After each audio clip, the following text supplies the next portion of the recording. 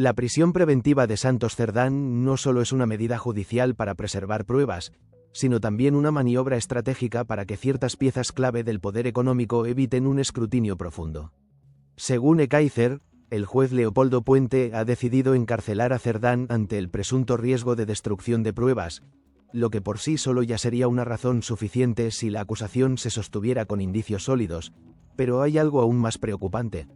Esta decisión podría permitir que Acciona, la gran constructora que habría resultado favorecida por adjudicaciones públicas, tenga vía libre para enmascarar o disipar evidencias comprometedoras ahora que su principal intermediario político está tras los barrotes. Ekaizer recuerda cómo en las conversaciones grabadas entre Cerdán, Ábalos y Koldo García, que fueron intervenidas por la Guardia Civil, se advierte un patrón inquietante de reclamaciones de cantidades que luego debían repartirse, y sugiere que el papel de Cerdán iba más allá de un simple gestor. Era quien reclamaba, cobraba y redistribuía esos pagos, lo que le convierte, en palabras del magistrado, en una figura directiva dentro de la presunta trama. Esa red estaría organizada, según el auto judicial, en torno a Acciona Construcción, que habría formado una unión temporal de empresas con otras firmas más pequeñas para hacerse con contratos de obra pública, y lo más llamativo, subraya Ekaizer, es que en ninguno de esos casos Acciona presentó la mejor oferta económica, sino que fue elegida bajo criterios subjetivos, algo que el juez interpreta como una posible manipulación de licitaciones. El monto de esas adjudicaciones no es menor. Según el auto, la cifra ronda los 537 millones de euros, lo que eleva la sospecha de que el botín podría ser mucho más grande de lo declarado o calculado hasta ahora. De hecho, el magistrado plantea una hipótesis audaz. Si el pago de comisiones solo supusiera el 1% del valor de esos contratos, y Ekaizer cita literalmente ese planteamiento, estaríamos hablando de más de 5 millones de euros, un montante que supera con creces lo indiciariamente asignado a Ábalos y García y que abre la posibilidad de que haya otros partícipes ocultos o beneficiarios desconocidos. Para Ekaizer, este argumento no es mera especulación. Refleja una estrategia procesal del instructor para mantener a Cerdán entre rejas, porque solo él, con su conocimiento completo de la operación, podría conocer el rastro y los vestigios del dinero, cómo fue distribuido y a dónde fue a parar, y representar así un riesgo real para la investigación si quedara en libertad. Además, como recuerda el periodista, la Fiscalía Anticorrupción se opone firmemente a su excarcelación por ese mismo temor. Destrucción de documentos, manipulación de testigos, ocultación de sociedades o transferencias, todo apunta a que Cerdán podría condicionar el curso de la investigación desde fuera si no estuviera preso. Ekaizer también critica que durante meses la Unidad Central Operativa no haya registrado en profundidad algunas sedes clave, en particular las de Acciona, pese a las referencias constantes al papel central de esta empresa en el auto de prisión, lo cual siembra dudas sobre si se ha actuado con la suficiente contundencia o si algunas líneas de investigación se han dejado en suspenso por conveniencia. Esa inacción, añade, resulta paradójica cuando el juez destina gran parte de su razonamiento a subrayar la posición funcional de Cerdán, su poder de reclamación y distribución de comisiones, y a ligar esa posición directamente con Acciona. En consecuencia, para Ekaizer no es solo una cuestión legal o procesal, sino también política y económica. Encarcelar a Cerdán es una forma de aislar al mediador que podría demostrar conexiones peligrosas entre el poder empresarial y ciertos dirigentes socialistas, y al mismo tiempo relegar a Acciona a una posición menos vulnerable mientras la causa avanza. Por eso, argumenta, la libertad o excarcelación de Cerdán no solo implicaría riesgos judiciales, sino también un golpe al equilibrio del caso. La posibilidad de que se borren pruebas o de que se reinicie una cadena de operaciones opacas sin que nadie controle realmente el origen y destino del dinero. Esa lectura de Ekaizer supone una llamada de atención no solo hacia los jueces y fiscales, sino hacia la opinión pública. Lo que está en juego, en su análisis, es mucho más que la suerte de un exdirigente del PSOE. Es la transparencia de un proceso que puede implicar a grandes empresas, altos cargos políticos y un entramado opaco de comisiones que debe esclarecerse con urgencia para mantener la credibilidad del sistema democrático y del Estado de Derecho.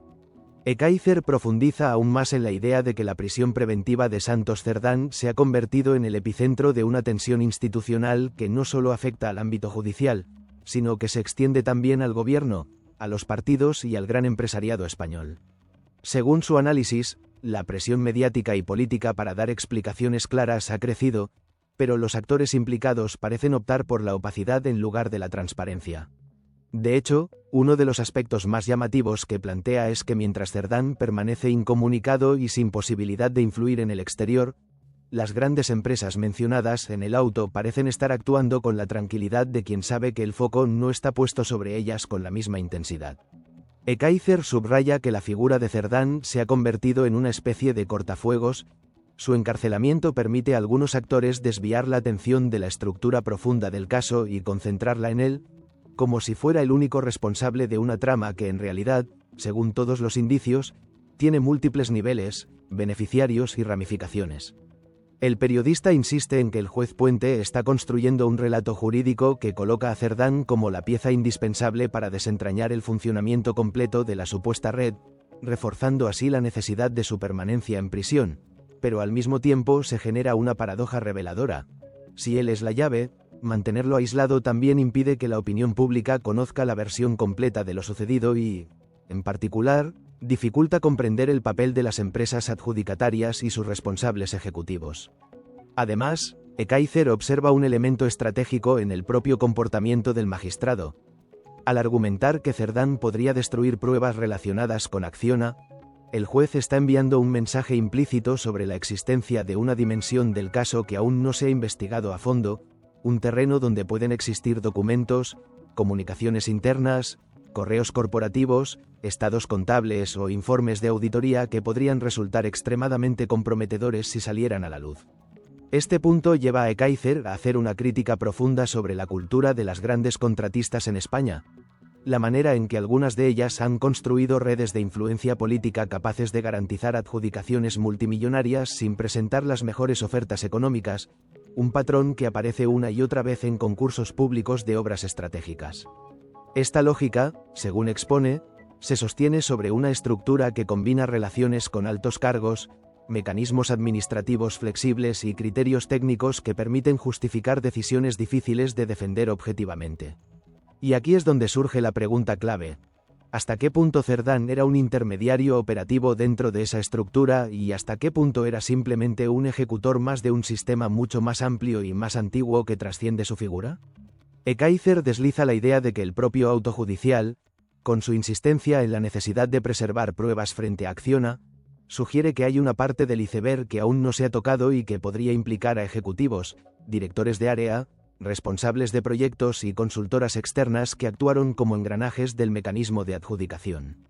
Más aún, el periodista señala que la ausencia de registros exhaustivos en las sedes corporativas puede interpretarse como una oportunidad perdida en los primeros días de la investigación, cuando aún era posible encontrar materiales sin alterar, correos sin borrar y documentación interna que reflejara el estado real de las decisiones. De acuerdo con su análisis, la ventana de oportunidad se está cerrando y la prisión de Cerdán funciona como una especie de seguro judicial para intentar recuperar esa información más adelante, cuando el juez decida avanzar contra los actores económicos, si es que finalmente lo hace. Pero Ekaizer plantea otra lectura inquietante. Tal vez esa maniobra no se produzca nunca, tal vez el proceso quede limitado a las figuras políticas porque es más sencillo, más mediático, más manejable y, sobre todo, menos disruptivo para el sistema. Mantener a Cerdán en prisión serviría entonces como una válvula de presión destinada a proteger a quienes realmente controlan los hilos económicos de estas adjudicaciones, relegando el caso a una narrativa de corrupción política individual en lugar de presentarlo como un problema estructural del modelo de contratación pública. A medida que avanza su análisis, Ekaizer incorpora un elemento emocional e incluso humano. El aislamiento de Cerdán no solo tiene consecuencias procesales, sino también psicológicas y sociales. La prisión preventiva, que en teoría debe ser una medida excepcional, se está convirtiendo en un escenario en el que el investigado puede quebrarse, colaborar o incluso convertirse en el chivo expiatorio perfecto si su resistencia se mantiene. El mensaje para los demás participantes potenciales es claro. Cualquiera que tenga información sensible sabe que el tiempo corre en su contra y que las instituciones están dispuestas a actuar con dureza para obtener declaraciones que permitan cerrar el caso sin tocar las estructuras económicas. Y ahí, según Ekaizer, radica la clave de la tensión. Si Cerdán decide hablar, la trama podría expandirse hacia territorios políticamente peligrosos. Si no lo hace, el relato quedará encapsulado, pero el precio será una justicia incompleta y un sistema económico que continúa operando en las sombras. Esta es la razón por la cual, concluye el periodista, el caso Cerdán no es un simple episodio judicial, sino un reflejo del equilibrio real de poder en España entre política, justicia y grandes corporaciones, un equilibrio frágil que en esta ocasión podría romperse dependiendo de lo que ocurra en los próximos meses y de la dirección hacia la que el juez Puente decida orientar la investigación, en un proceso que apenas ha mostrado la superficie de todo lo que realmente está en juego.